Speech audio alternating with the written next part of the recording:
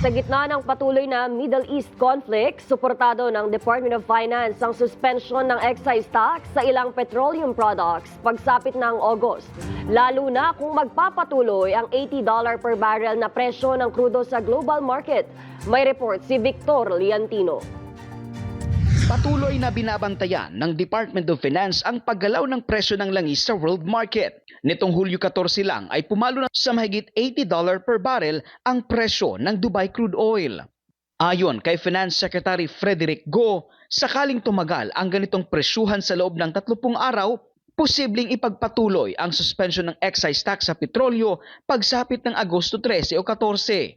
I will definitely support, again, the suspension of excise taxes on LPG and kerosene, which was done in the first round of the Middle East war.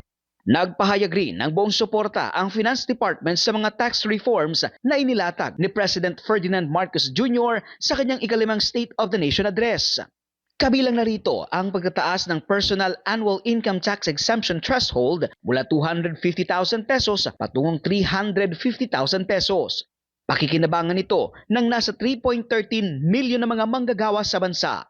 This is a timely and meaningful tax reform that puts more money in the pockets of millions of Filipinos.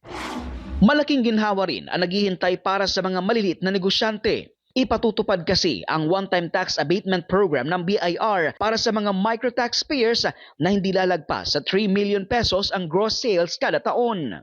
And they might have tax liabilities of up to 80,000 pesos per taxable year.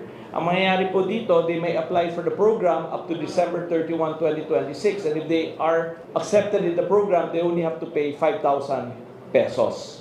And waive na yung mga tax liabilities nila. No? So this is a great way to help small businesses restart, reboot, and move forward. Tatanggalin na rin ng gobyerno ang minimum corporate income tax para sa mga micro and small enterprises. Tiniyak din ng Finance Department na tuloy-tuloy ang pagpapalawak ng VAT exemption sa mahigit 2,000 gamot para mas maging abot kaya ito sa bawat Pilipino.